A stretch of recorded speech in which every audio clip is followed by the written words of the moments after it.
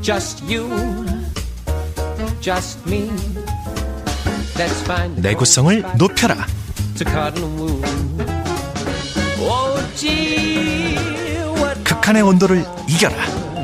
what are my arms? 엔진의 토탈 쿼츠하라. Your imagination. 엔진의 나이를 잊게 하는 기술. 토탈 쿼츠 엔진 오일. 엔진을 더 젊게, 더 오래. 공공기관 채용정보의 모든 것. 2016 공공기관 채용정보 박람회가 11월 28일부터 29일 서울 코엑스 디올에서 개최됩니다. 박람회장에 방문하시면 2017년 공공기관별 채용정보를 한눈에 볼 수 있으며 최근 확대되고 있는 NCS 채용에 대한 궁금증도 해소할 수 있습니다. 청년 구직자 여러분의 많은 관심 바랍니다.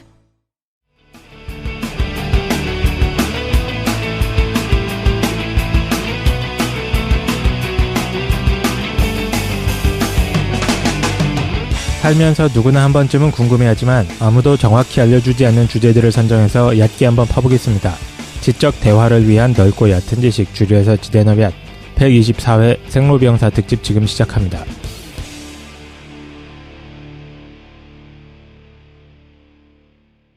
한 주간 잘 보내셨습니까? 오늘 생로병사 특집 두 번째 시간 124회 진행하고 있습니다. 오늘은 한 주간 뭐 했었는지 얘기하는 걸로 시작하는 날입니다. 한 주간 뭐 어떻게 하면서 지내셨습니까? 라고 대답을 해야 되는데 대답할 수 있는 사람이 깡쌤밖에 없어요. 이놈 새끼들 다 안 오네. 김도인이 오늘 아파가지고 네, 못 온다고 합니다. 그리고 독실이는 지금 일어났어요 라고 전화를 받았어요. 김도희님이 신체적으로 굉장히 건강하신 걸로 저희가 알고 있는데 그렇지 않습니까? 어디가 아픈 거지? 예, 근데 몸이 갑자기 안 좋으시다고 그러셨는데 아마 곧 회복하지 않을까. 그렇군요. 예, 놀라운 신체적 회복력을 가지고 계시기 때문에 금방 회복하지 않을까 싶고요. 독실이는 이거 어떻게 해야 됩니까? 독실이는 빠따치면 됩니까? 제가 봤을 때 이제 고민이 많잖아요, 평소에. 예. 예, 그래서 기본적인 에너지 소모량이 많기 때문에 이해를 좀 해야 되지 않을까, 저희가. 알겠습니다. 그래서 많이 먹는 거구만. 깡쌤 오늘 한 주간 어떻게 보내셨습니까? 저는 지난주 이제 뭐 전국에 있는 시민들이 광화문이나 이쪽 근처에서 이제 산책을 하시지 않았습니까? 예, 그렇습니다. 예, 그래서 저도 이제 마실 나가는 기분으로 한 바퀴 쭉 돌고 왔어요. 아, 그래요? 예. 버스에 올라가셨다는 소문이 있던데. 예, 거의 가수들 노래도 하고 그래서 콘서트장 같은 분위기에다가 그래서 재밌게 놀다 왔습니다. 세계에서 언론에서 막 비폭력 시위 잘 됐다. 건강한 시민의식 보였다. 막 그렇죠. 하잖아요. 예. 보통 웬만한 해외에서 이 정도 규모가 모이면은 이제 상점 약탈, 차량 방화, 소화전 파손 뭐 이런 각종 이 불상사들이 일어나기 마련 아닙니까? 대부분의 뭐 선진국이라고 하는 이제 유럽이나 이런 데서도 한 몇만 명만 모여도 막 때려 부수고 막 그 불지르고 이러는데 대단한 것 같습니다. 거의 100만 명 넘게. 추산으로는 제 느낌상으로는 100만이 넘었던 것 같기도 하고. 아, 그래요? 몇 명까지 세셨습니까? 제가 한 25명 정도 세다가 너무 많아서 거의 못 셌어요. 예. 조금만 더 세지, 그죠? 그렇군요. 예, 어쨌든 굉장히 많은 분들이 나오셨는데 이렇게 쓰레기 치워가고 이런 모습들 보니까 정말 좀 가슴이 뭉클하더라고요. 그래요? 이번 주도 열리겠지? 예. 걱정도 돼. 왜냐면은 이번 주에 모이는 인원들이 좀 줄어들기 시작하면은 젤 것 같아. 파란 집에서. 그래서 요거 조금 이제 식는구나. 좀 버텨야 되겠다. 거기 나오지 않을까 생각이 좀 들어가지고. 그분들은 이미 결론은 나지 않았습니까? 버티는 걸로? 그런가? 예, 지금 하는 모습들로 봤을 때는 끝까지 가보자 한번. 어쨌든 이번 주도 좀 지켜봐야겠네요. 독실이 뭐 있습니까? 독실이 없으니까. 저는 광고가 있습니다. 광고. 신간 나왔어요. 올해도 어김없이 1년 동안 준비했던 신간이 나왔습니다. 신간? 책 또 나옵니까? 예, 그렇습니다. 책공장. 그러니까 쓰면 되는 거지. 제목은 11계단이고 부제가 있어요. 부제가 나를 흔들어 키운 불편한 지식들이라는 부제로 좀 두껍게 좀 책이 나옵니다. 나를 흔들어 키운 불편한 지식들. 책 이름이에요, 그게? 그게 부제야. 부제. 제목은 11계단이고 그래서 11개의 고전을 제가 엄선했습니다. 11계단? 11개의 고전을 딱 엄선해서 이러한 고전이 인간의 성장에 어떻게 영향을 미치는가 그거를 최 사장 성장기와 연결시켜가지고 제 얘기가 좀 나옵니다. 최 사장 성장기면은 굉장히 좀 눈물겨울 것 같아요. 찌질한 예. 모습이 막 드러나. 아, 벌써 막 눈물이 벌써 울지 말고. 예. 그래서 뭐 이런 거 막 고전이 그런 거 있잖아요. 뭐 죄와 벌, 성경, 짜라투스탄이 이렇게 말했다. 공산당 선언 이런 것들 좀 연결해가지고 썼어요. 공산당 선언도 또 나옵니까? 예예. TBS 사자에서도 나오고 오파니샤도 나오고. 오. 그래서 생각보다 재밌게 잘 썼으니까. 예약 판매는 11월 24일 목요일 날 그래서 예스24, 뭐 교보 알라딘 등에서 주문하시면 될 것 같고 11월 24일 날 목요일 날 예약 판매 선물도 있다고 해요. 예판 선물은 뭐가 나옵니까? 좋은 거 줄 겁니다. 뭔지 몰라. 최 사장의 눈물 이런 거 안 줍니까? 그러니까 성장의 눈물. 그래서 이번에 나오니까 좀 보시면 좋을 것 같습니다. 그리고 저희 정모 얘기도 좀 해야 돼요. 정모 12월 2일 금요일 저녁 7시에 있는 거죠. 건국대학교 세천연관. 저희가 800명 같이 모이기로 했는데 이미 신청자가 한 2,500명 정도 신청하셔가지고 현재까지 한 3대1 정도 될 것 같습니다. 이게 좀 골고루 잘 돼야 되는데 걱정이에요.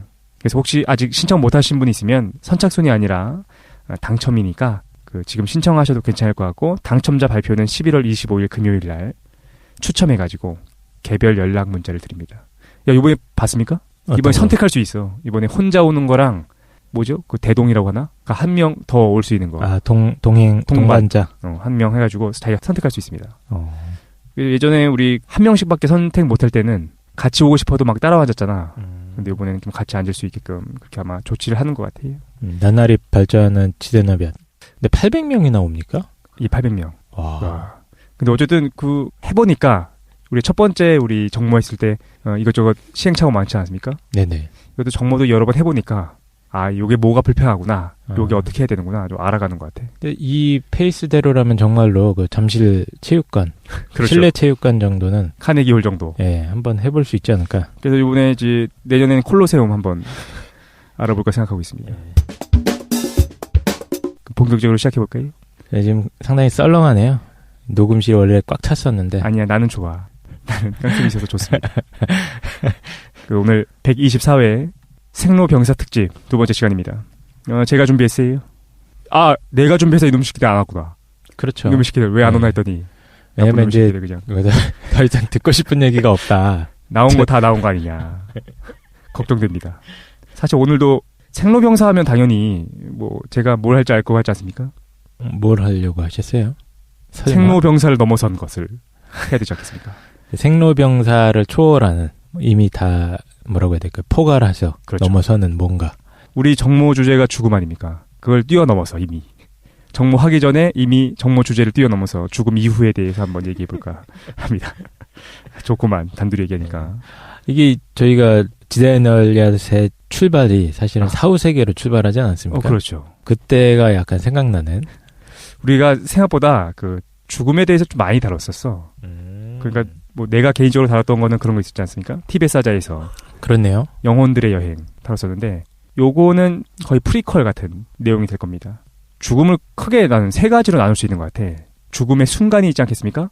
딱 죽었을 때도 있을 거고, 그 다음에 죽은 다음에 어떤 저승의 세계의 모습도 있을 거고, 세 번째는 환생하지 않겠습니까? 죽음의 순간, 그다음에 죽음의 과정, 그다음에 환생이 있을 텐데 이렇게 정리할 수 있을 것 같아. TBS 사자에서는 그걸 다 다룹니다. 기억나요? 죽음의 순간부터 환생까지를 다 다뤄주잖아. 네네. 영혼들의 여행 기억나십니까? 꽤 오래됐을걸? 거의 2년 가까이 되지 않았나? 10년 됐나요 벌써? 10년 정도 됐을 거예요. 영혼들의 여행 같은 경우에는 죽음 이후를만 다뤘어요.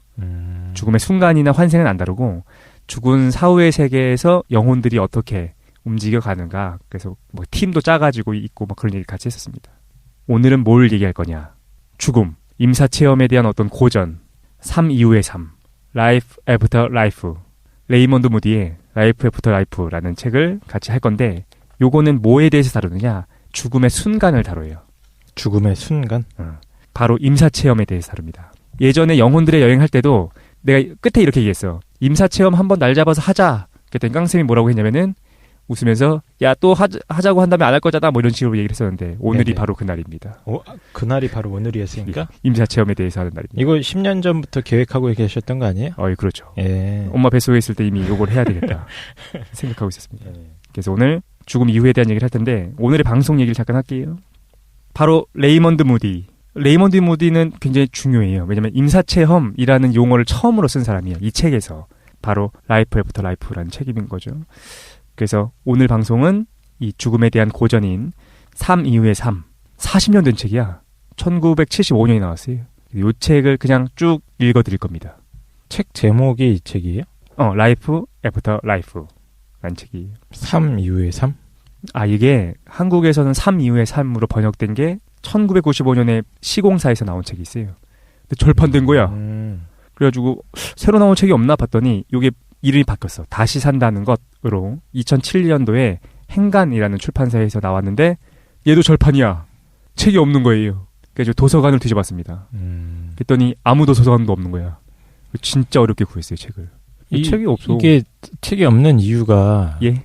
특정 종교 세력이 이거를 사재기하고 있다거나 이런 거 아닙니까? 어쩐지 왜 없나 했더니 너무 오래된 책이긴 합니다. 그리고 너무 고전이야. 그러니까 이 책이 막 쓰여져 있을 때는 사실은 좀 혁명적인 책이었던 것 같아. 왜냐면 1975년, 80년대 한창 막 산업화되고 막 어떤 정보화되고 기술의 발전 때문에 우리가 고무돼 있을 때 아닙니까? 그러니까 뭐 서구 합리주의적 전통에서 어떤 얘기할 수 없는 것들에 대해서 얘기를 한 거야. 임사체험 한 사람들이 있더라. 그러니까 어떻게 보면 혁명적인 책이었는데 그 이후에 너무 많은 연구들이 진행이 됐어요. 임사체험과 관련된. 네. 그래서 지금 우리가 들으면 조금 심심해. 왜냐면 우리가 너무 오랜 기간 동안 지대노볕에서 임사체험 얘기를 했기 때문에 요건 딱 그 얘기만 합니다. 죽음을 체험했던 사람들이 그냥 경험했던 거를 그냥 담담하게 오늘 사례를 쭉 읽어줄 거예요. 어떤 무속인이나 네. 뭐 주술사 이런 분이 아니네요. 레이먼드 무디. 예. 요 레이먼드 무디도 설명해 드릴 겁니다. 진짜로 어떤 임사체험 분야, 임사체험은 실제로 어떤 연구가 지금 되고 있거든요. 거기서 가장 중요한 인물이에요. 어쨌든 그래서 임사체험에 대한 걸 쭉 읽어드릴 텐데 야 임사체험이 뭐야? 라고 생각하실 수도 있으니까 이 용어는 지대노벨에서 사용 많이 했었는데 영어로는 Near Death Experience. 임사. 그러니까 죽음에 근접한 체험을 얘기해요. 근사 체험이라는 말도 표현도 들어본 것 같은데 근사. 맞아요. 그래서 한국에서 임사 체험보다는 근사 체험이 더 정확한 용어다라고 말씀하시는 분도 계시고 근데 병행해서 쓰는데 저는 근사 체험보다 임사 체험이라는 용어를 먼저 접해가지고 이게 친숙해서 어차피 내 방송이니까 내 맘대로 하겠습니다. 방송의 구성. 이 책에서 죽음의 15단계라는 걸 레이먼드 무디가 좀 정리를 해요. 아니, 이게 뭐 단계가 많아요. 그때 뭡니까, 티벳 사자에서 뭐 이런 것도 뭐 단계가 있고 그런데. 모든 게 단계 아니에요. 여기도 단계가 있습니까? 그렇습니다. 여기 15개입니까? 예. 그래서 레이먼드 무디가 이 용어 뭐 죽음의 15단계 자기가 쓴 건 아닌데 15개 정도의 단계가 있어요. 그래서 그거를 그냥 쭉 읽어갈 겁니다. 각 단계에서 체험이 나오거든요. 그래서 편한 마음으로 그냥 쭉 들으시면 되고 우리가 기존에 너무 많이 해왔던 거야. 그러니까 그냥 들으시면 됩니다. 이게 우리 최 사장 생각에는 이제 이게 기존에 많이 해왔던 거라고 생각할 수 있지만 청취자 여러분들한테는 굉장히 충격적인 진실일 수 있어요. 그렇지 않습니까? 그럴 수도 있겠구만. 네, 우리는 다 이제 죽고 나면 우리 어떤 뇌의 필름이 끊어지고 먼지로 돌아간다. 이런 이제 잘못된 생각을 하고 있지 않습니까? 그러니까 요즘에도 그렇게 생각하는 사람이 있습니까? 시대가 있던데 아직도 그런 생각을 하고 있어. 야. 그러나 어떤 책에 이렇게 쭉 보니까 이분이 이제 소위 말하는 좀 사이비 종교인이나 이런 사람이면 이만한 권위를 못 얻었을 것 같은데 학자입니다. 뭐 심리학, 뭐 의학, 뭐 이런 쪽으로 공부를 했던 분이니까 좀 저도 관심이 가네요. 그리고 제가 지금까지 진행했던 것 중에서 제일 심심하지만 가장 객관적인 요건 믿을만하다라는 생각이 드는 방송이 될 거고 이 방송을 듣는 동안 여러분의 심경 변화는 이렇게 될 겁니다. 1단계 이 방송을 막 처음에 듣기 시작하면 말도 안 된다라는 생각이 처음에 들어요. 그러다가 조금 듣다 보면 빠져들게 될 겁니다. 2단계에서. 그리고 3단계가 되면 여러분의 사후관이 변화되게 돼 있을 거예요. 질문 먼저 좀 드려봐야지. 아멘. 할렐루야. 질문. 깡스밖에 없으니까 깡스한테 물어보면 됩니다. 임사체험에 대해서 개인적인 견해는 어떻게 바뀌었습니까? 임사체험? 우리가 죽음에 대한 얘기 참 오래 하지 않았습니까? 그리고 정모 때도 또 할 텐데 정모 때는 우리 객관적인 얘기밖에 안 할 거잖아. 과학적이고 어떤 심리학적인. 그래서 정말이야? 아니야? 내가 오늘 하고 싶은 거 다 할 거예요. 좀 어떻게 바뀌었어요? 예전에 우리 깡생 같은 경우에는 무신론적이고 유물론적이었는데 임사체험 어떻게 생각해요? 근데 임사체험은 그냥 그 죽음에 대한 체험인 거야. 체험담. 요거에 대해서 일단 어떻게 생각합니까? 임사 체험에 대해서 어떻게 생각하느냐? 그거 있잖아. 빛도 네. 보고 뭐 그거 있잖아. 그때 저희가 자세하게 논의했던 방송도 있었던 것 같은데 어떤 그 뇌 안에서 일어나는 죽기 직전의 어떤 자극? 예. 신경화학적인 자극들이 우리한테 뭔가 죽음에 유사한 체험이다라고 어떻게 착각을 하는 것이 아닌가. 이런 그거 얘기도 1회 때 우리 했었어요. 예, 하지 않았습니까? 음. 예, 저는 뭐 아직까지도 제가 직접 해보지 못했기 때문에 그 임사 체험이라는 거에 대해서 뭐 그 정도로 그냥 막연하게 생각하고 있어요. 그 호르몬이나 예. 아니면 산소에 대한 문제, 이산화탄소 그렇죠. 과잉의 문제 예. 이런 것들이 그러니까 뭐 그 약물이라던가 우리가 약물 편도 하지 않았습니까? 그렇죠. 예. 참, 야 많은 거 했구만. 약물을 했을 때 어떤 그 뇌의 상태가 어떤 방식으로 변할 수 있는지 이런 편도 얘기를 했던 것 같은데 이 약물 현대 사회에 많은 분들이 또 애용하고 계세요. 약물이요? 예.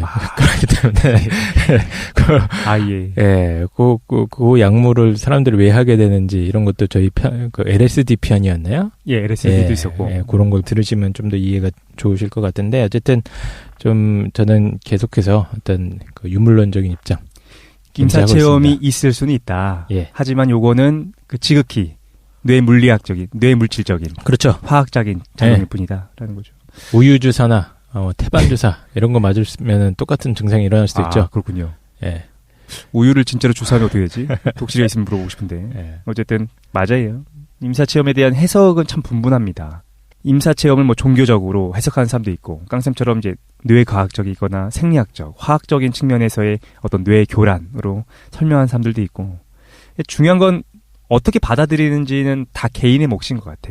근데 중요한 건 이거죠. 분명한 거는 이게 물질적인 문제이건 정신적인 문제이건 어쨌든 임사 체험이라는 현상이 실제 하는 것 같아. 어쨌든 체험을 한다는 거야. 실제 배우가 뭔지 모르지만 확실한 건 우리가 실제로 죽음에 이를 때 어떤 모종의 체험을 하는 것 같다라는 거죠. 그래서 오늘 방송을 들으시면 그냥 편한 마음으로 이렇게 들으시면 될 것 같아요. 이게 뭔진 몰라. 하지만 내가 죽을 때 우리 죽지 않겠습니까? 그렇네. 우리가 죽음 하면 사실 추상적으로 생각하잖아요. 그러니까. 우리가 겪어보지 못한 사건이고 앞으로 올 거라고는 전혀 생각하고 싶지도 않은 그런 거라서 죽음 하면은 이제 그냥 단어만 막연하게 있는데 죽음이라는 사건이 어떤 개인적인 경험을 통해서 드러날 수도 있다. 그렇습니다. 그 땅생 그런 거 안 해봤어요? 나는 뭐 해봤냐면은 예. 달력 보면서 아이폰으로 달력 쭉 넘기잖아. 그럼 대충 이 연도 이 달에 죽지 않을까라는 걸 좀 생각해 본 적이 있었거든. 그럼 좀 충격적이야. 그 정해놓으신 게 있습니까 또? 그런 건 아닌데 그래도 쭉 보면서 왜냐면 내가 아무리 오래 살아도 한 150년은 안 살 테니까 어느 정도 유한한 삶을 산다는 거에 대해서 생각해 본 적이 있었는데 어쨌든 임사 체험은 할 것 같다라는 거야. 우리가 죽을 때 무엇인가 볼 것 같아요. 네네. 그게 요런 걸 내가 보겠구나를 생각하시면서 오늘 방송을 들으시면 되겠습니다. 생로병사에서 그 사를 넘어선 거. 사에 대한 직접적인 체험. 그렇죠. 그러니까 사 직전입니까? 아니면 사를 넘어선 겁니까? 아니면 죽음의 그 순간 그때 당시? 논란이 있어요. 레이먼드 무디가 그래서 얘기를 해.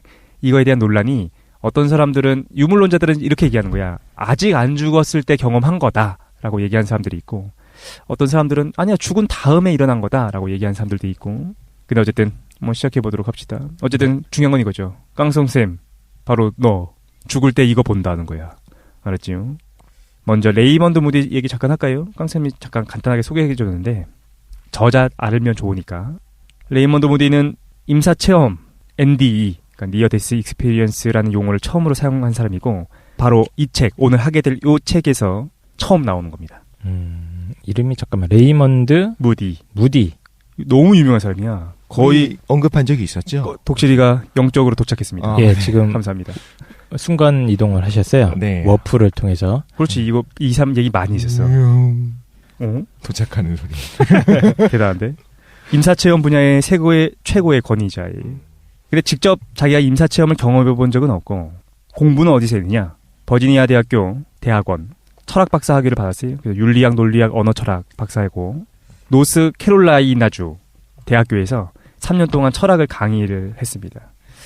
근데 정신과 의사가 되어서 이제 의대에서 의학 철학을 강의해야 되겠다라는 생각을 해가지고 의대에 진학해요. 그러니까 좀 독특한 경력을 갖고 있지.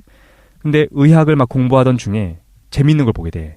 임종 선고를 받았는데 의학적으로 야 죽었다라는 선고를 받은 사람이 다시 살아남는 그런 어떤 자료들을 보게 되는 거예요. 관심이 가기 시작합니다. 그래서 이러한 현상에 대해서 연구를 시작했고 결국 한 150여 건의 체험담을 수집해요. 개인적으로 수집한 거야. 그리고 개인적으로 볼 때 중요하다고 판단되는 약 50여 명을 엄선해서 인터뷰를 진행합니다. 그리고 그 연구 결과를 종합해서 책으로 발표하는데 그게 오늘 얘기할 라이프 애프터 라이프예요. 출간되자마자 세계적인 베스트셀러가 됩니다. 그리고 관련된 책들을 계속해서 발표해. 학문적으로 발표를 하는데 한 11권의 저서가 출간이 되고 전 세계적으로 한 1300만 부 정도가 팔렸다고 합니다. 그러니까 어마어마하게 팔렸지. 레이먼드 무디에 따르면 이 책의 목적은 사후의 삶을 논증하려는 것이 아니다 라고 정확하게 밝히고 있어요. 그는 현대의 발전 단계에서 사후의 삶에 대해 입증하는 것이 원천적으로 불가능하다라는 걸 인정합니다. 다만 이러한 현상이 있다는 객관적인 사실을 그냥 기록하고 그냥 종합한 거예요. 그는 개인적으로 진행해왔던 연구의 내용을 독자들에게 그냥 보고하고 싶었을 뿐이다 라고 얘기하고 있습니다. 근데 개인적으로 먼저 오늘 방송 진행하기 전에 좀 평가를 하면 아까 잠깐 얘기했죠. 심심해. 너무 고전이야. 그러니까 40년 전에 나온 책이라서 임사체험 완전 초기니까 레이먼드 무디도 굉장히 조심스러워요. 그래서 들어보면 좀 심심하고 우리가 이미 잘 아는 내용입니다. 그리고 또 개인적으로 내가 볼 때는 한참 못 따라와. 티벳 사자에서나 우파니샤드를 한참 못 따라옵니다. 그래서 어떤 면에서요? 최 사장의 개인적인 평가입니다. 예. 그러니까 아까 티벳 사자에서 같은 경우에는 전체를 다 다루잖아요. 죽음의 네네. 순간, 그 다음에 이제 과정, 환생까지 다루는데 이 책 안에서도 티벳 사자에서에 대해서 언급을 하거든 레이먼드 무디가. 그런데 잘 이해를 못했어 자기가.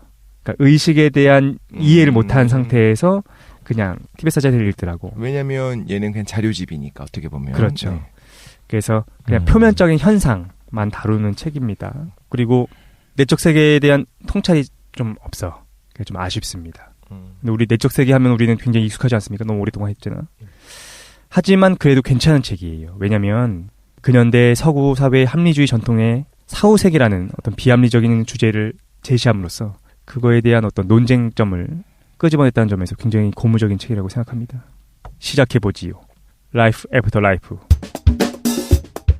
제가 참고했던 책은 1995년 C공사에서 나왔었던 삶 이후의 삶을 참고했습니다.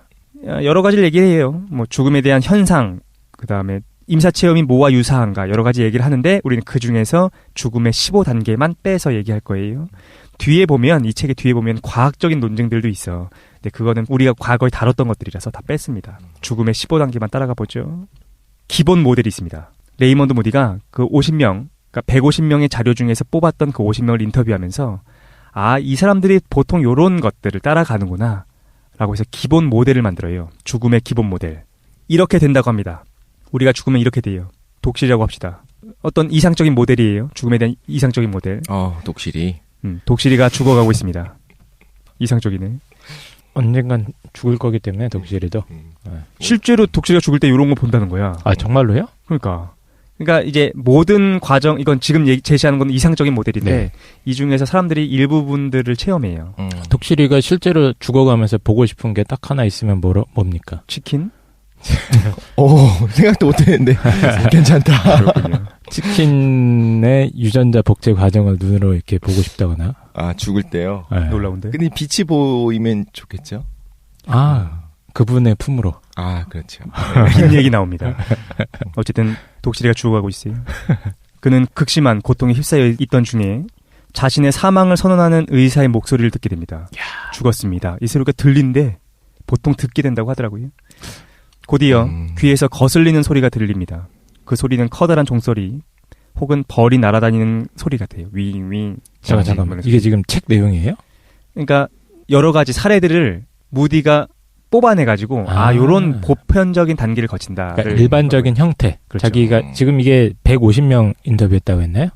150명 사례 중에서 50명을 인터뷰한 거. 50명을 인터뷰했고 그 50명의 인터뷰 사례들 갖다가 어느 정도 유형화할 수 있었다. 그렇죠. 그래서 이거 지금 얘기하는 거가 뒤에서 15개의 단계로 나눠져서 자세하게 얘기하는 거예요. 그렇습니까? 예, 죄송합니다. 그럼 다시 한번 설명해 주세요. 어쨌든 귀에서 윙윙 소리가 막 나는 거예요. 거슬리는 소리. 거슬리는 소리래. 둥둥 이런 소리. 그지? 둥둥둥둥. 거슬려. 거슬리는구만. 이후 독실이는 자신이 길고 어두컴컴한 터널을 맹렬한 속도로 통과하는 듯한 느낌을 갖게 됩니다.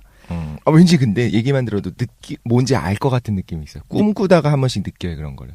그래? 진짜요? 훅 하고 뭔가 이게 빠지는 느낌. 빠지고 있는 거예요. 약간 인터스텔라에서 차원을 이동할 때 약간 그런 느낌. 근데 아까 전에 얘기했던 것처럼 몰라. 이게 종교적인 건지 아니면 뇌의 혼란인지 하지만 실제로 느끼는 것 같아. 뭔가 떨어지는 느낌 같은 거. 곧 자신이 육체 바깥에 나와 있음을 발견하게 됩니다. 하지만 주변 환경은 여전히 생전의 모습 그냥 그대로 눈에 보이고 있어요. 독실이는 일정한 거리를 유지한 채 마치 관객인 양 자신의 몸을 지켜봅니다. 그리고 그런 시점에서 의사와 간호사들이 자신의 육체를 되살리려고 애쓰는 장면을 지켜보면서 감정적인 동요를 느껴요. 이거 이상해. 모순이야. 왜? 사망을 선고했다며. 그렇지. 그 소리를 듣는다는 거야. 예를 들면 이독실 몇 시 몇 분 죽었습니다. 이렇게 얘기한 다음에 살리려고 애쓰는 건 그 후에 딱 안 할 텐데, 의료행위를. 그렇게 얘기하는 거 말고 뒤에 이제 사례를 보면 어떻게 해서 내가 얘기를 듣게 되는지를 보게 돼요.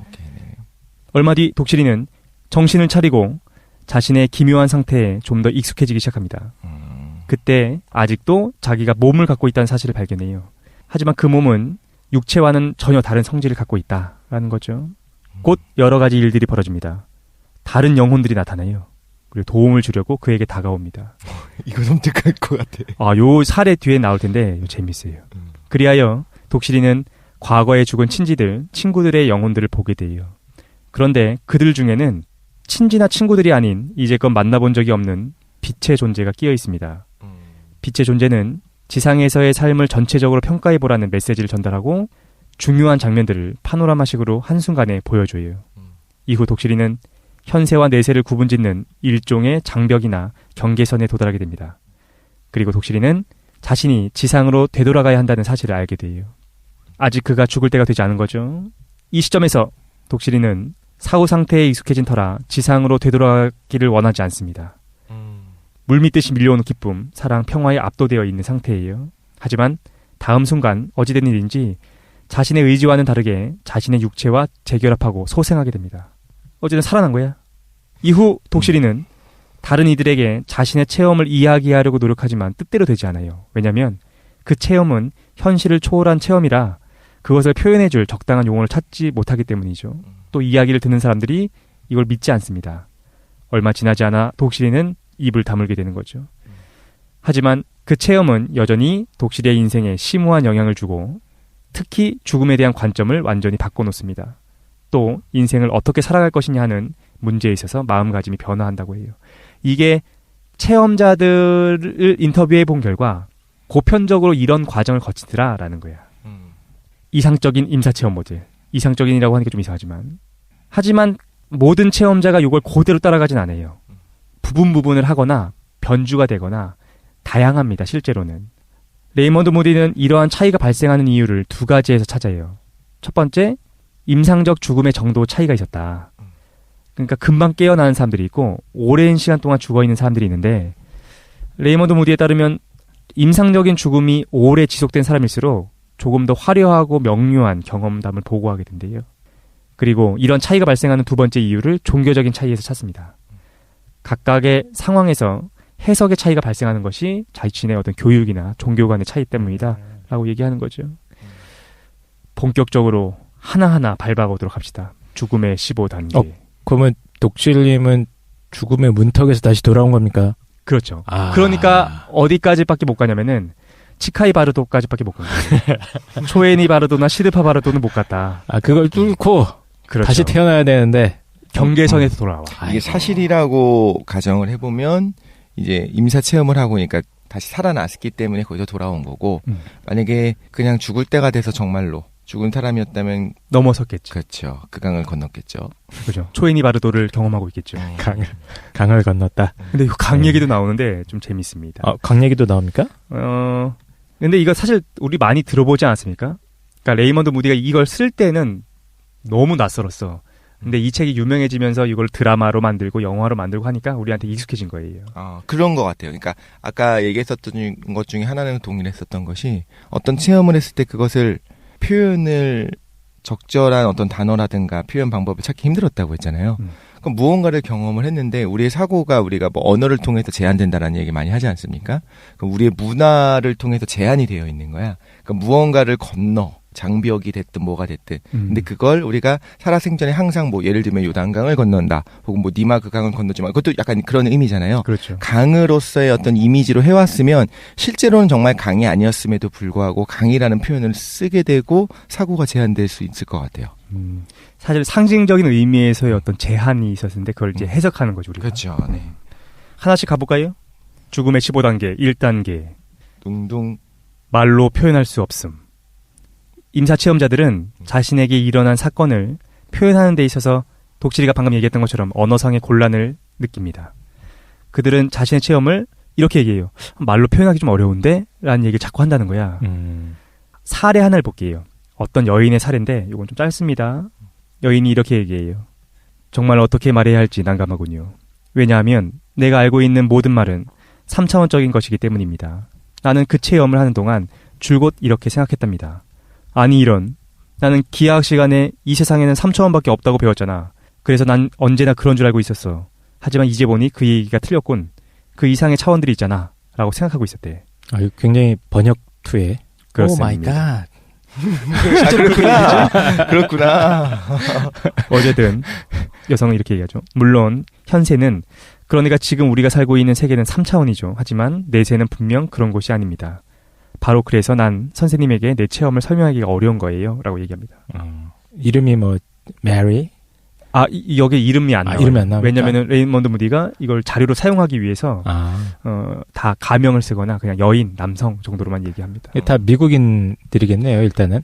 그게 한계야. 레이먼드 무디가 그걸 밝혀요. 내가 조사한 게 미국인들에 한정돼 있기 때문에 앞으로 전 세계적으로 조사해볼 예정이다 정도만 얘기해요. 죽음에 대한 관점이 전혀 다른, 예를 들면 티베트 사람들을 대상으로 이렇게 임상적인 어떤 인터뷰를 수행했다면 전혀 다른 형태일 수도 있겠네요. 나중에 레이먼드 무디 나중에 후에 저서를 보면 다 보편적으로 비슷한 걸 그래도 경험해요.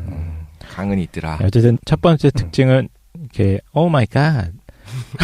말로 표현할 수 하나님을 없어. 찾더라. 그렇군요.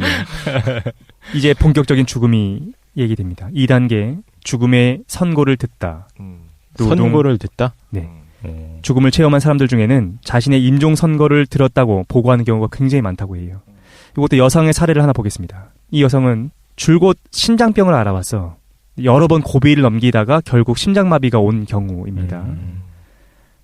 갑자기 극심한 통증이 몰려와 가슴을 쥐어짜는 듯 했어요.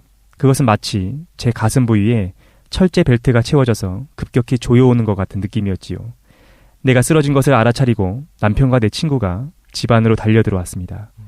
내가 깊고 캄캄한 어둠 속에 빠져있는데 남편의 목소리가 들려왔어요.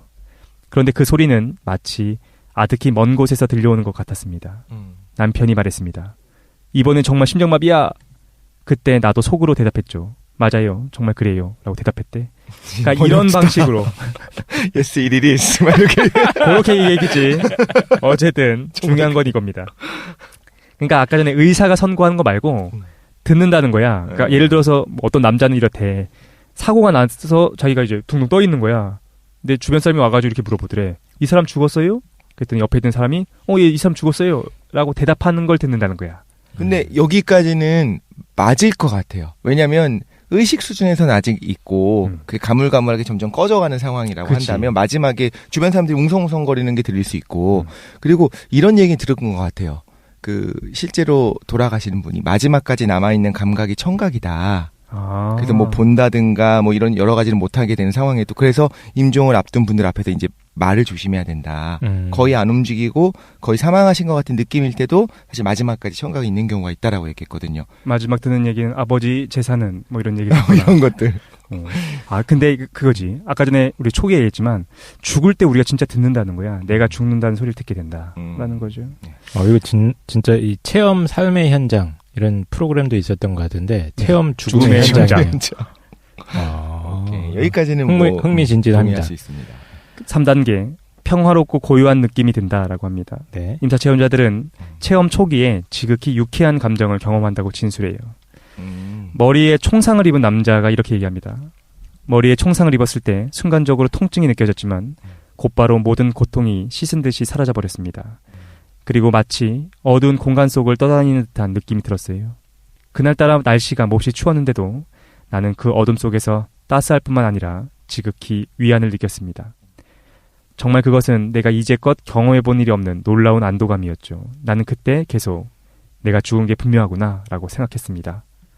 라고 얘기하고 있어요. 여기까지는 뭐 무난하지. 아니, 근데 실제로 총상을 입었던 사람이 네. 얘기했던 건가요? 머리에 총을 맞고 죽어가고 있는 상태에서. 그게 우리가 보기에는 얼핏 생각하기에는 총 맞고 막 이랬으면은 이제 통증이 극심해서 굉장히 고통스러울 것 같은데 이 사람 증언은 좀 상식을 깨는 측면인데. 그러니까 이제 당연히 처음에 맞으면 아프겠지. 근데 이제 정말 죽음의 순간에 넘어가면 따뜻하고 온화하고 평온한 느낌을 갖는다. 라고 하더라고요. 4단계 바로 넘어가죠. 앞 단계는 그냥 무난해. 4단계 소음이 들립니다. 여러 사례 중에서 죽음 직전 혹은 직후에 특이한 음색의 청각 현상이 일어난다고 해요. 시끄러운 딸깍 소리, 딸깍딸깍딸깍, 우르르르 울리는 소리, 둥둥거리는 북소리, 바람소리, 쌩쌩거리는 소리 들로 사람들이 묘사한다고 합니다. 근데 아주 소수는 굉장히 유쾌하고 장엄한 음악 소리를 듣는 사람들도 있대요. 복부 절개 수술을 받았던 사내 얘기를 한번 보면 이렇게 얘기합니다. 내 머릿속에서 귀에 거슬리는 윙윙 소리가 들려왔습니다. 그 소리는 나를 무척 불안하게 했죠. 나는 그 소리를 결코 잊지 못할 겁니다. 이렇게 얘기하거든요. 근데 이 우리 티벳 사자에서 할 때 이 얘기 했어요. 죽을 때 소리가 난다라는 얘기를 했었거든. 아마 실제로 우리가 죽을 때 뭔가 소리를 듣는 것 같아요. 5단계로 바로 넘어가죠. 어둠의 터널 5단계입니다. 체험자들은 귀에 거슬리는 소리와 함께 어두운 공간 속으로 빠르게 빨려 들어가는 느낌을 갖게 됩니다. 이 어두운 공간에 대한 체험자들의 표현은 다음과 같아요. 사람들이 이 어두운 어떤 터널을 이렇게 얘기하는 거야. 동굴, 우물, 홈통, 폐쇄구역, 터널, 굴뚝, 진공, 허공, 하수도, 골짜기, 원통 이런 걸로 사람마다 다르게 표현한대. 하지만 레이먼드 무디가 보기에 그냥 어쨌든 어두운 터널을 얘기하는 것 같다라는 겁니다. 사례 하나 볼까요? 나는 국부 마취에 아주 심한 알레르기 반응이 일어났고 곧바로 숨이 멈췄습니다. 일시적인 호흡기 장애를 일으켰던 것이죠. 그 뒤에 가장 먼저 일어난 현상은 바로 무서운 속도로 진공의 어둠 속을 통과하는 일이었어요. 정말 아주 빠른 속도였죠. 그 속은 마치 터널 같았습니다. 난 마치 유원지의 놀이기차를 탄 것처럼 무서운 속도로 그 터널 속을 빠져나갔습니다. 라고 얘기했어요. 6번째로 넘어갑시다. 이제 재미있는 게 점점 나옵니다. 유체 이탈. 레이먼드 무디는 사람들이 자신을 육체와 동일시한다고 얘기해요. 이건 우리도 했던 얘기야. 현대인들은 마음이 존재한다는 것을 인정하지만 그냥 마음을 그냥 덧없는 것 중에 하나다라고 생각한다라는 거죠. 우리도 실제로 그렇지 않습니까? 마음이란 무엇인가 그냥 뇌에서부터 발현된 거다라고 생각하잖아. 현대인은 마음이 두뇌에서 발생한 전기 화학적 작용에 불과하다라고 보통 생각한다는 거예요. 하지만 임사 체험자들은 체험 이후에 마음 혹은 정신, 영혼, 뭔지 모르겠지만 어쨌든 그것에 대해서 다른 태도를 갖게 된다고 합니다. 마음이 육체와는 다른 실체라고 느낀다는 거죠. 그것은 그들이 체험 중에 육체 바깥에서 관객처럼 자신을 지켜보는 유체 이탈을 체험하기 때문입니다. 체험자 얘기 하나 들어볼까요? 나는 17살 때 형과 함께 유원지에서 일을 했습니다. 그러던 어느 날 난 헤엄을 치려고 호숫가로 갔는데 이때 많은 젊은이들이 우리와 동행했습니다. 그런데 호숫가에 다다랐을 때 그 가운데 누군가가 야 호수 건너편까지 헤엄치자 라고 제안했어요. 나는 그 호수를 전에도 이미 수없이 가로지른 일이 있었습니다. 하지만 그날은 웬일인지 헤엄쳐 가는 중에 호수 한가운데에서 몸을 제대로 움직이지 못하고 물속에 빠지기 시작했습니다. 나는 몇 번 떠올랐다 가라앉았다 하다가 갑자기 내 몸에서 멀리 떨어져 나온 듯한 느낌이 들었습니다. 그것은 마치 주변의 모든 사람들, 심지어 나 자신한테서 멀리 떨어져 나간 듯한 느낌이었어요. 일정한 높이를 유지하고 자세를 안정시킨 채 1m쯤 거리에서 물속에 가라앉았다 떠올랐다 하는 내 몸을 바라보고 있었습니다. 나는 뒤쪽 약간 오른편에서 내 몸을 지켜보고 있었던 거죠. 그렇게 내 몸 바깥으로 나와 있는 동안에도 난 여전히 어떤 완전한 몸을 갖고 있는 듯한 느낌이 들었습니다. 그리고 거의 설명하기 어려운 날아갈 듯한 느낌이 들었죠. 그것은 마치 내가 깃털이 된 듯한 느낌이었습니다. 이렇게 체험자들 중에는 유체 이탈 당시에 이 상황을 이해 못하는 사람들이 많대.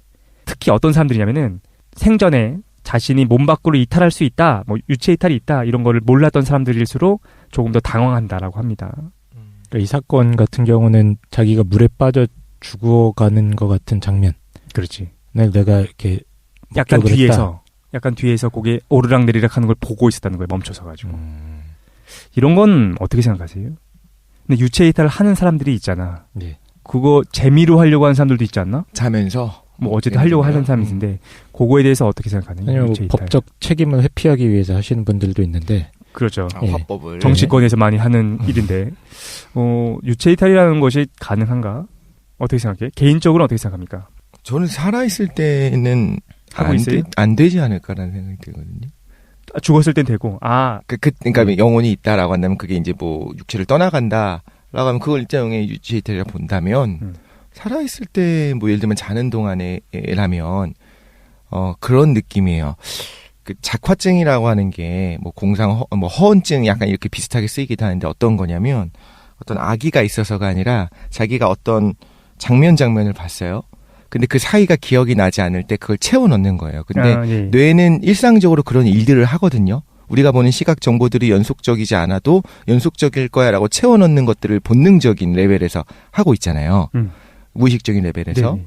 이 경우에도 마찬가지로 뭔가 단면들이 이해할 수 없는 부분이 됐을 때 뇌가 알아서 보관을 해낸 거지, 그 상황들을. 그래서 내가 보인다는 거잖아요. 내가. 그 자기 자신이 보는 자기 거예요. 자신의 그걸 육체. 보는 것처럼 내가 해석을 한 거가 아닐까. 나중에. 그렇지. 정보의 공백을 메우기 위해서 네.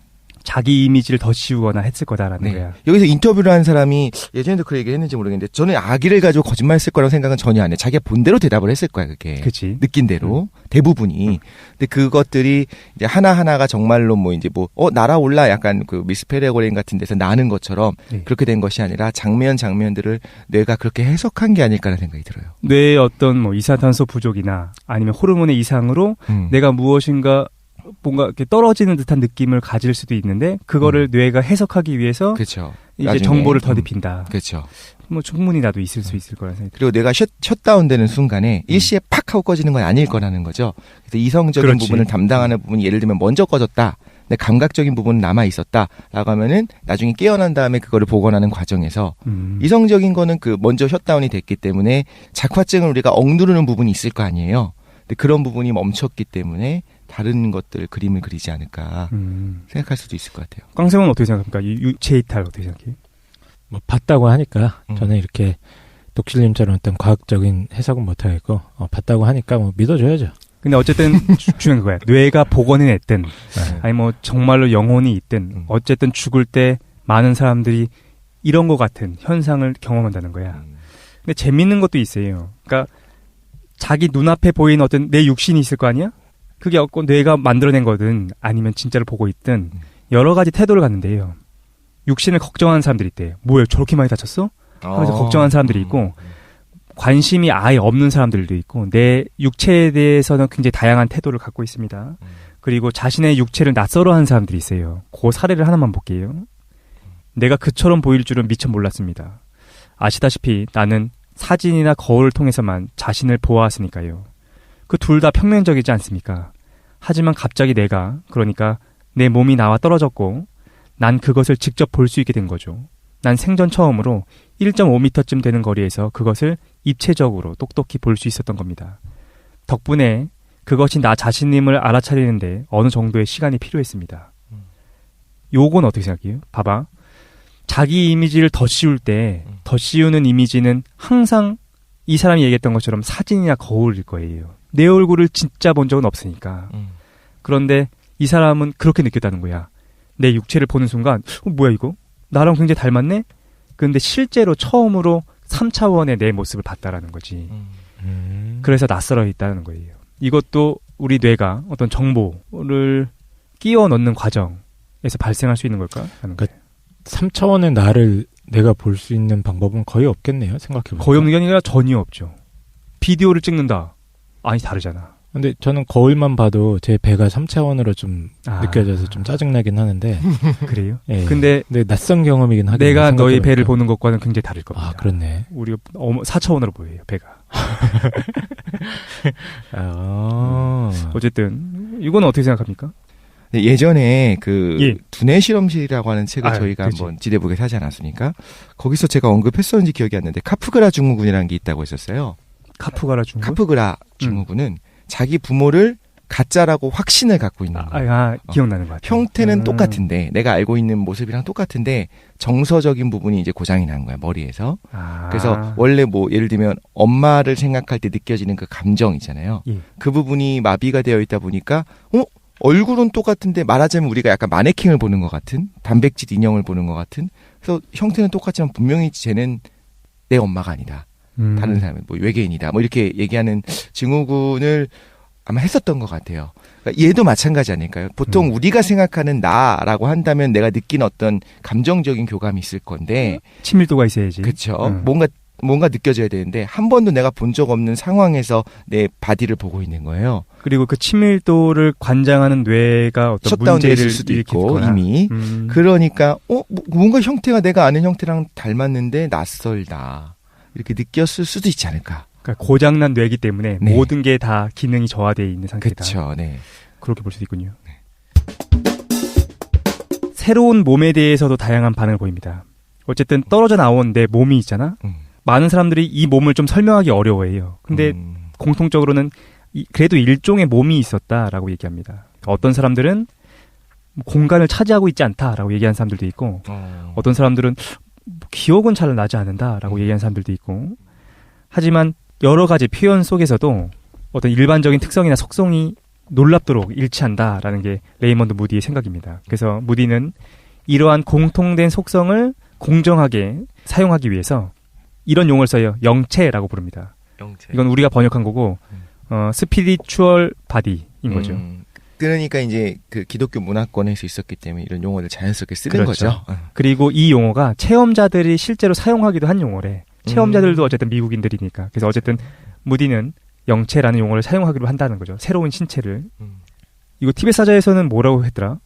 어쨌든 비슷한 용어가 있었지. 그 몸에서부터 튀어나오는 신체에 대한 얘기를 한 적이 있었는데 어쨌든 이 영체에 대한 진술이 굉장히 다양합니다. 어떤 사람들은 안개처럼 보인다, 구름이다, 증기다, 투명하고 다채로운 색깔의 구름이다, 가느다란 연기다, 어떤 모종의 에너지다, 뭐 여러 가지로 사람들이 설명한다라고 합니다. 그리고 우리가 상상하는 영혼의 모습이랑 매우 닮아 있긴 해요. 여인의 사례를 하나 읽어보도록 하겠습니다. 교통사고를 당해서 이 사람은 주변에서는 큰 소동이 벌어지고 있었습니다. 사람들이 구급차 주변으로 이리저리 뛰어다니고 있었어요. 그런데 그때 내가 누군가를 쳐다보고 그 사람이 무슨 생각을 하는지 궁금하게 생각하면 마치 줌 렌즈를 통해 상대를 가까이 당겨서 보는 것처럼 난 그 사람 바로 옆에 가 있었습니다. 하지만 그러면서도 나의 일부, 그러니까 말하자면 내 마음은 아직도 내가 원래 있었던 곳에 내 몸과 몇 미터 떨어진 곳에 계속 있는 듯 했어요. 멀리 있는 누군가를 보고 싶다면 나의 분신이 일종의 추적기가 되어 그 사람에게로 다가간 것처럼 느껴졌습니다. 그래서 그때는 세상 어느 곳에서 무슨 일이 일어난다 하더라도 내가 곧바로 그곳에 가 있을 수 있다는 생각이 들었어요. 우리 뭐 상상하지 않습니까? 어떤 영체가 되면 내가 상상하는 곳 사람들한테 막 간다는 거야. 근데 이 여성의 얘기가 좀 재밌는 건 뭐냐면은 가긴 가. 내가 예를 들어서 여기 있는데 오바마를 보고 와야 되겠다. 그럼 오바마를 바로 보는 거야. 하지만 동시에 어떤 느낌이 드냐면은 내가 원래 있었던 자리에 내가 있었다는 느낌도 갖고 있다는 거야.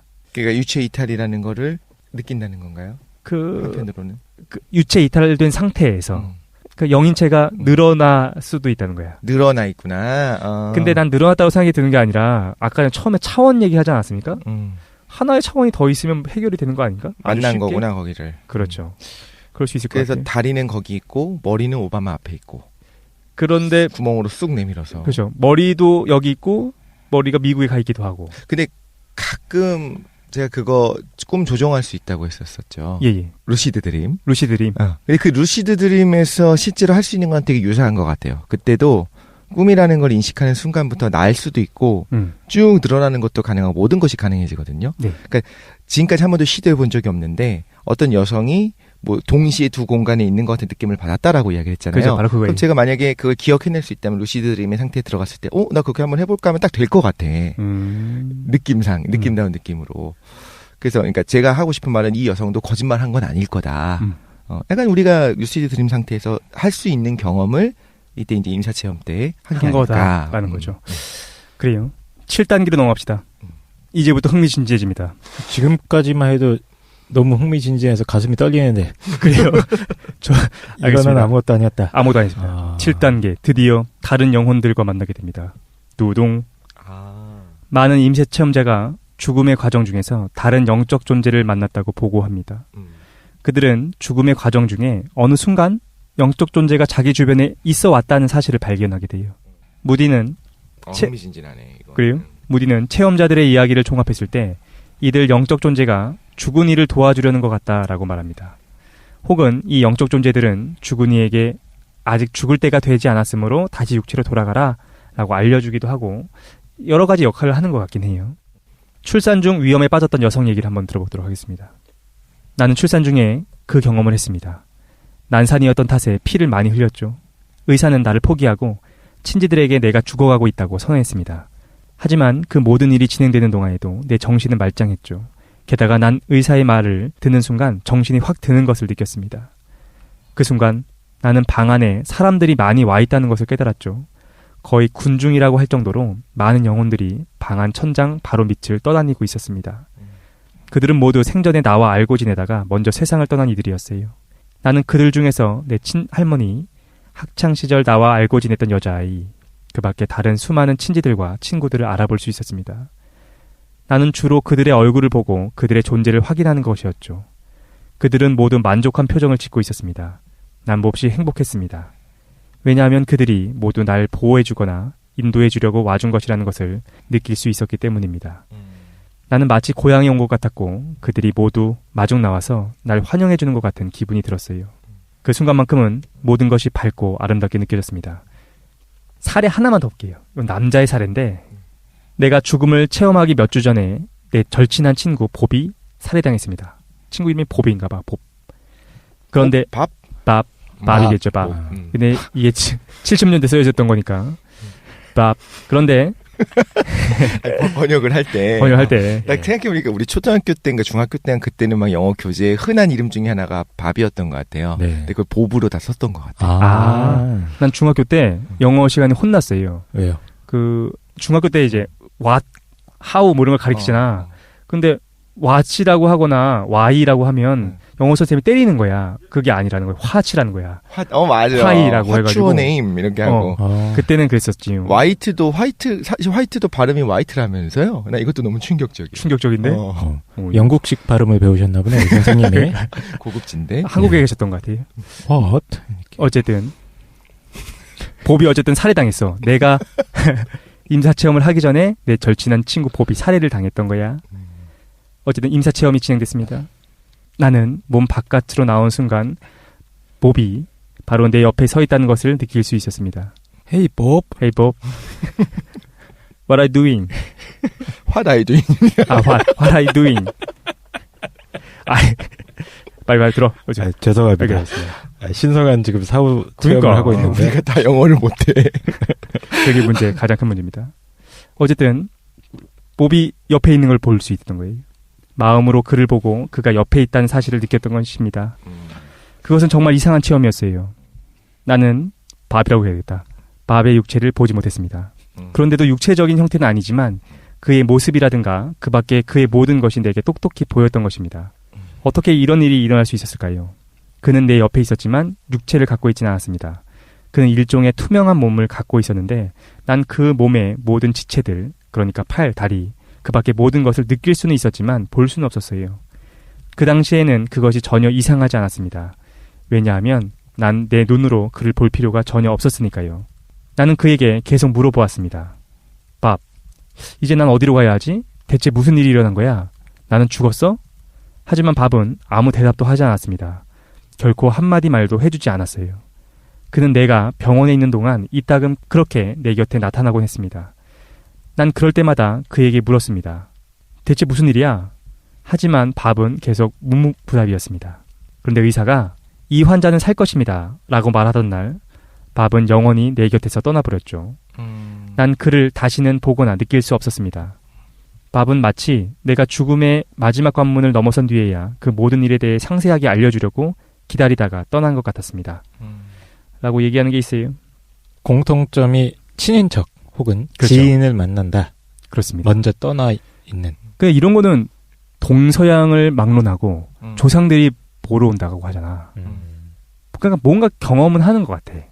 이것도 마찬가지로 근데 뭔가 다른 존재가 있는 것처럼 느꼈는데 그걸 자기가 원하는 가장 친숙한 이미지로 만들어냈을 수도 있는 거죠. 생전에 부모님과 굉장히 가까웠던 사람들은 부모를 느낄 거고, 예를 들면 지금 이 친구는 그 밥에 대한 상실이 너무 컸기 때문에, 그리웠기 때문에 또 죄책감도 있었을 수 있겠죠. 그래서 나타난 걸 수도 있고. 근데 이런 것 같아요. 한 번도 부모님을 그리워한 적도 없었던 사람이 임사체험을 할 때 부모님이 과연 나타나고 그게 되게 따뜻하게 느껴질 것인가, 아닐 수도 있겠다는 생각도 들고. 근데 어쨌든 뭐가 우리가 죽을 때 보긴 보나 봐. 그러니까. 근데 재밌잖아요. 뇌의 손상이 발생하는 절차도 그렇다면 보편적이라는 건가? 혈액이 빠져나가거나 호르몬에 작용하는 것도 보편적으로 발생한다. 인간이 비슷한 신체 구조나 신경생리적인 구조가 있으면은 그게 이제 셧다운 될 때 뭐 그 윈도우도 끌 때 비슷하게 끝나지 않습니까? 띵띵띵띵 하면서. 야, 그건 비슷하게 맞췄으니까 그런 거고. 근데 어쨌든 구조가 이런 식의 체험 단계, 그 셧다운 단계를 거친 사람만이 살아날 수 있었다라고 얘기할 수도 있겠죠. 다른 부분이 일시적으로 이제 멈춘 사람은 다시 살아나지 못했을 수도 있는 거고. 근데 어쨌든 그 때를 만나는 사람도 있고 한 명을 만나는 사람도 있는데, 어쨌든 유체 이탈과 동시에 어쨌든 그 이유겠죠. 유체 이탈이 되고 뭔가 나와 관계가 있었던 사람들이 목격이 되더라. 그렇죠. 그런 걸 경험을 한데 그게 뇌의 교란이든 뭐든 우리가 보고 싶은 사람을 본다는 거죠. 저는 개인적으로는 이런 것들을 이제 그렇구나, 증명됐구나라고 생각하지는 않고 의심의 여지는 많다고는 보지만, 정말 개인적인 이야기지만 저는 이제 또 신앙이 있는 사람으로서 정말로 막 많은 사람들이 둘러서서 박수치면서 환영하는 상황이 된다고 하면 너무 좋을 것 같긴 해요. 베드로와 그런 사도 느낌으로. 요한과. 근데 갑자기 나는 이걸 읽으면서 뭐가 생각나냐면은 그 제목학원이라는 그 이미지 아닙니까? 난 참 그 제목학원 이미지 좋아하는데. 그건 진짜 쩔어. 사람들 너무 대단한 거 어떤 이미지가 있냐면은 그 강에 고릴라가 여기 발을 담그고 서서 있는 그 사진이 있는 거예요. 근데 그 밑에 제목이 뭐라 달려 있냐면은 너무 오래전에 조상이 마중 나오신 것 같다. 라고 써 있는 거야. 이게 제목하고는 되게, 물론 신박한 것만 사람들이 그 뽑아놓은 거겠지만, 사실 이걸 볼 때 저도 사진을 먼저 보고, 무슨 재미있는 이름 붙였을까 생각해 보는데 한 번도 맞춘 적이 없어. 그렇죠. 근데 실제로 그러는 건 아니까? 나중에 조상들이 오는데 너무 오래전에 있던 분들이 올 수도 있고, 그럴 수도 있을 거라는 생각이 듭니다. 근데 어쨌든 친분이 있던 영혼을 만나는 체험자도 있지만 전혀 다른 영을 만나는 사람들도 있어요. 이들을 보통 그냥 수호 영혼이라고 부르게 됩니다. 근데 재밌는 거는 우리 영혼들의 여행할 때도 이 수호 영혼에 대해서 나오고, 그리고 티베트 사자에서에도 수호령에 대한 얘기가 잠깐 나오는 것 같아. 근데 어쨌든 어떤 체험자는 임사 체험 중에 만난 영혼에게 이런 얘기를 들었다고 해요. 당신의 현 존재 단계까지는 내가 당신을 줄곧 도와왔지만 이제부터는 다른 영혼들이 당신을 도울 겁니다. 이런 얘기를 하는 영혼들도 있었대. 사례 하나 보겠습니다.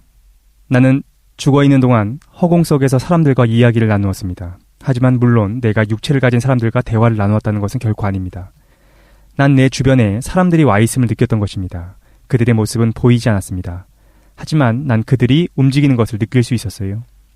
그래서 난 때때로 보지 못하면서도 그들 가운데 누군가와 이야기를 나누었던 것입니다. 그리고 내가 대체 무슨 일이 일어나고 있는지를 의아할 때마다 그들 가운데 한 사람한테서 모든 것이 다 잘 되었으며 비록 죽어가고 있지만 걱정할 필요가 전혀 없을 거다라는 사념을 전달받았습니다. 그래서 나는 그렇게 혼란스러운 모든 상황 속에서도 전혀 근심하지 않았습니다. 왜냐하면 내가 의문을 가질 때마다 그런 방식으로 그들에게서 답변을 얻었기 때문입니다. 그들 덕분에 난 전혀 외롭지 않았습니다. 라고 얘기한다는 거죠. 8단계로 갑시다.